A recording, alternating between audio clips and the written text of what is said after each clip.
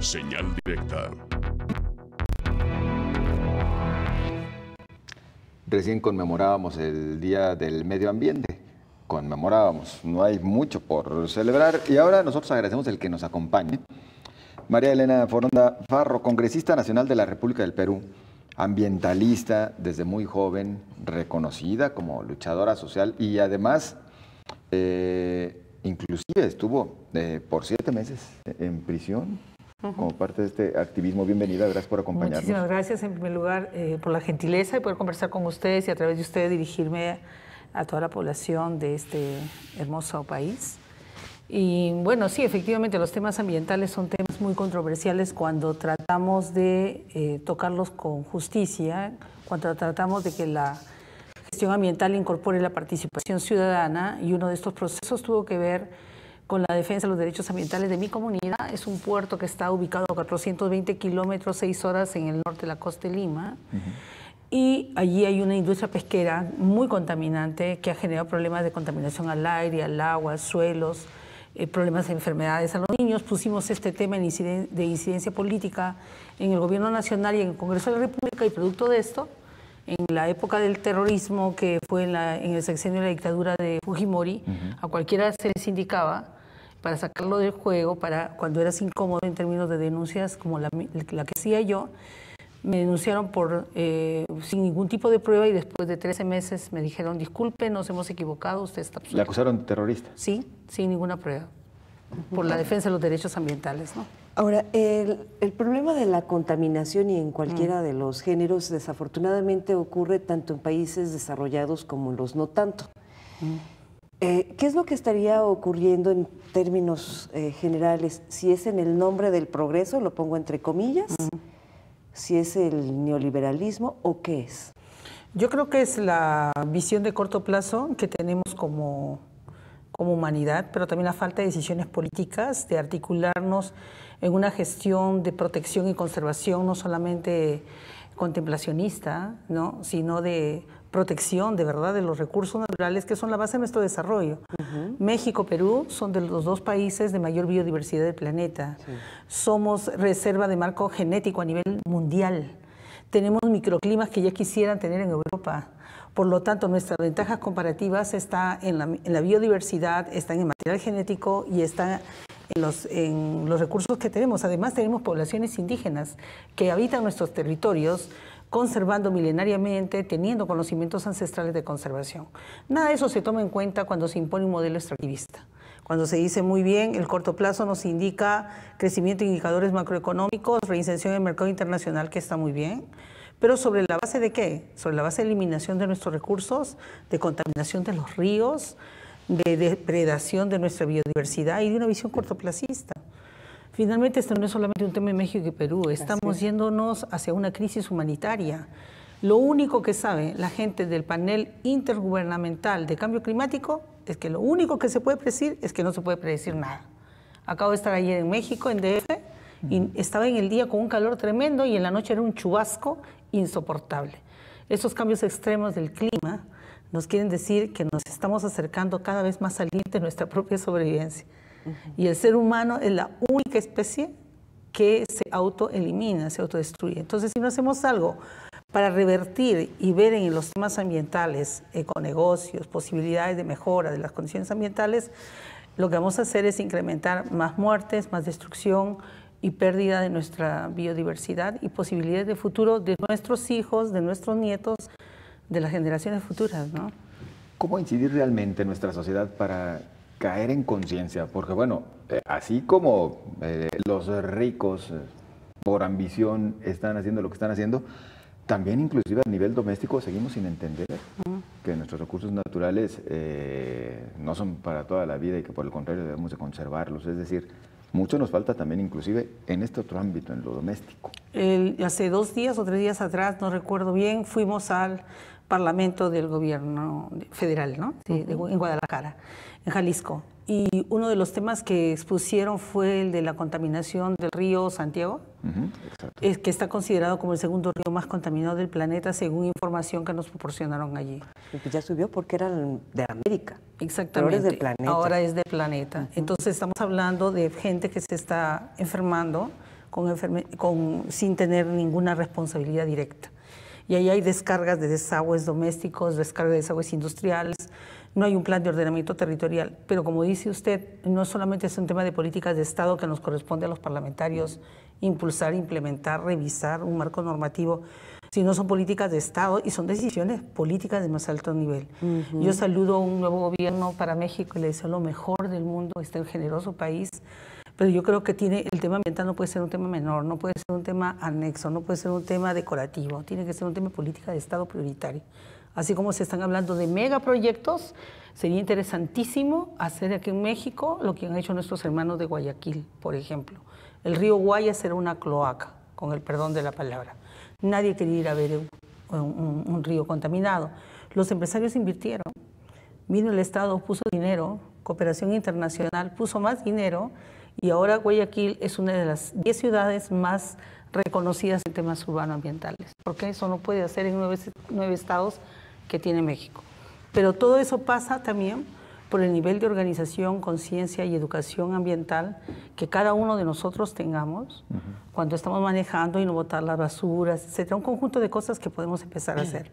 Eso a nivel de educación y conciencia está bien, y lo que me sorprendió es que en esa reunión vi un nivel de organización de la comunidad que me sorprendió.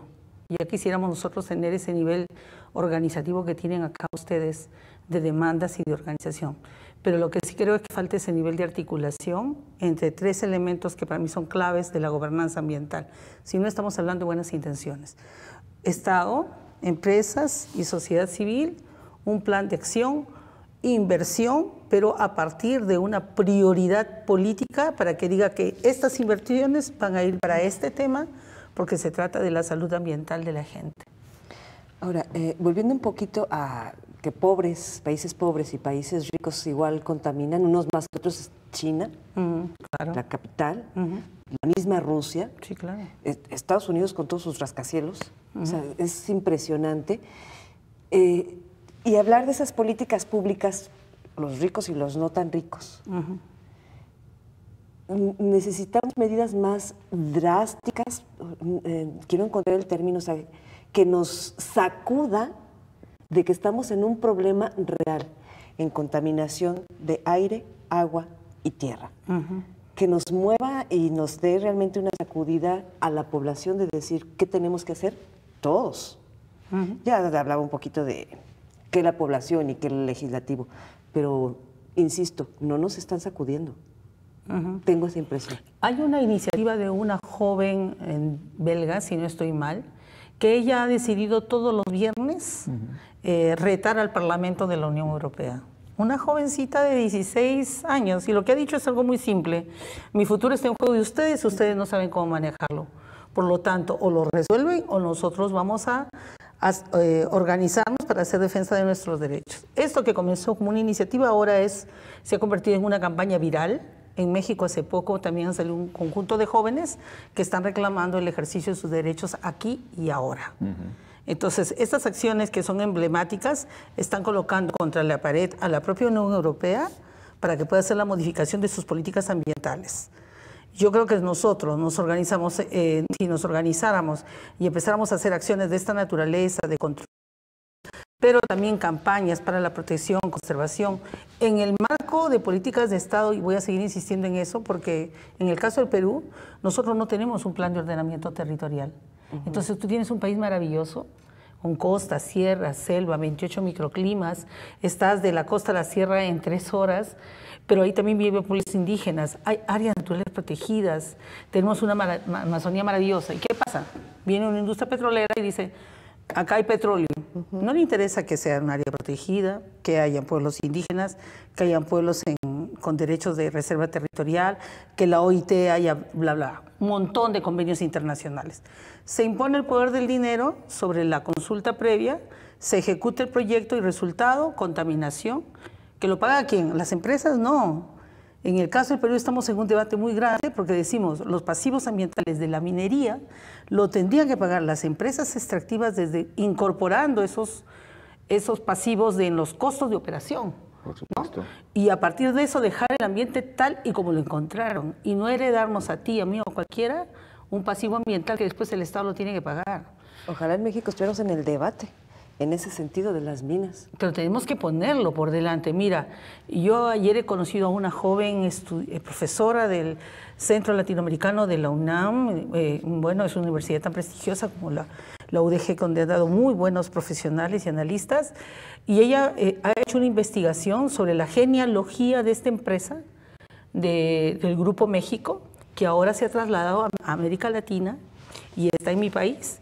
Y hay un conflicto en ciernes con un proyecto que se llama Tía María, que lo quieren imponer pese a que esa zona está muy contaminada y que la gente no quiere más minería. Entonces, si tú ordenas el territorio, es como ordenáramos la casa. Y aquí en la sala, pues hijito, tú no puedes, dormitorio, no puedes estar comiendo sin dejar tu plato, sin llevar a la cocina, lo que decimos la mamá cada rato, ¿no es cierto? Igual es en el país. Pongamos las cosas en su lugar. Yo no estoy en contra de la inversión, pero quien tiene que poner las reglas del juego es el Estado. Claro. Y si ponemos cada uno y nos ponemos en nuestro rol, el Estado dice bienvenidas inversiones, pero bajo estos parámetros. No puede ser que para poder generar inversiones económicas se flexibilizan los estándares ambientales, no interesa la vida de las personas y encima matamos la gallina de los huevos de oro, que es la base de la sostenibilidad de estas propias industrias. Ellos se van porque actúan como empresas tipo enclave, ¿no? Me refiero a las petroleras y a las empresas mineras en el Perú, y nos dejan conflictos y pasivos ambientales. Entonces, en un escenario de cambio climático, esto es inmoral, esto no es ético, porque se están jugando con nuestra vida y se están jugando con nuestro futuro, ¿no? Venga la economía, pero que hagan lo mismo que hacen en sus países europeos. Y lo que tú decías, nosotros apenas emitimos 0,0.4% de gases de efecto invernadero, nada, en el tema de cambio climático. Pero ellos, los macroemisores, nos mandan estrategias de adaptación y mucha plata para mecanismos de desarrollo limpio. Adaptémonos y ellos que sigan haciendo lo que quieran. No es así. La gran responsabilidad del tema de cambio climático les corresponde a los países macroemisores. Y es una lástima que este señor Trump haya perdido no solamente la memoria, sino el juicio, al decir que acá en el planeta no hay tema de cambio climático y no ha ratificado un protocolo que es importante para todos nosotros. Este desconocimiento justamente de los acuerdos que había en esta materia por parte de Donald Trump, pues le da el traste a cualquier política que se deba de aplicar, ¿no? Porque pues, uno de los principales países, de los más contaminantes, pues, simplemente está diciendo no pasa nada. Pero ¿cuál es la respuesta de nuestros países? Hay otros países en Europa que les están haciendo el pare, ¿no? Inglaterra es uno de ellos, ya se fijó a corto plazo cómo hacer la reducción de sus gases de efecto invernadero, está haciendo innovación tecnológica, yendo más por el lado de cambio de una matriz energética. No estamos diciendo que mañana ya moratoria al petróleo, como lo dicen ellos en algunos casos, no es nuestra situación, pero sí deberíamos tener por lo menos una línea rectora, orientadora de qué debemos de hacer con el tema del cambio de matriz energética, con las políticas de eficiencia energética, con el parque industrial, con proteger lo hermoso que tenemos y no hacer que ciudades como Guadalajara, que es tan preciosa, la ciudad se siga fagocitando lo poco que tienen de área verde todavía y que permite un equilibrio. Son 8 metros cuadrados de área verde por habitante que necesitamos para poder sobrevivir como especie. Eso es lo que la norma indica. Sí, claro, Naciones Unidas lo plantea así, ¿no? La OMS también. Pero empecemos por pequeñas acciones, ¿no? Dentro de nuestra escuela, en la comunidad, en el barrio, en el país, pero que cada uno haga su rol, ¿no? Y los políticos han cambiado representantes en el Parlamento, tienen la excelente oportunidad no de hacer borrón y cuenta nueva, sino de articular una agenda ambiental a las políticas de Estado y a ver qué pesa más, pues, ¿no? Si es la economía o la ecología. Desafortunadamente ya nos marcaron tiempo. Qué rápido se fue. Me tiene con la boca abierta porque tengo tantas preguntas. Gracias. Yo sí creo en esta política de que podemos empezar con cosas pequeñas y desde casa y a cada quien le toque, pero también, como le decía hace rato, maestra, que en algo que nos acuda y también eso le toca a los grandotes. Ya lo señalaba que, por ejemplo, a los desarrolladores y los que están contaminando. El propio presidente de la República tiene que marcar un ejemplo de desarrollo sostenible para México. Así es. Y para América Latina, nuestro país, brevemente, por favor, porque ya nos marcaron pausa.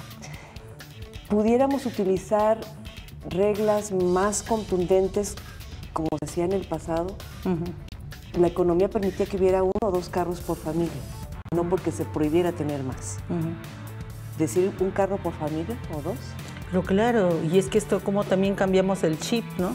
Guadalajara y Distrito Federal, ayer me he demorado 4 horas y media para llegar del centro de México al aeropuerto. 4 horas y media. Mejor hubiera dado en un embotellamiento impresionante.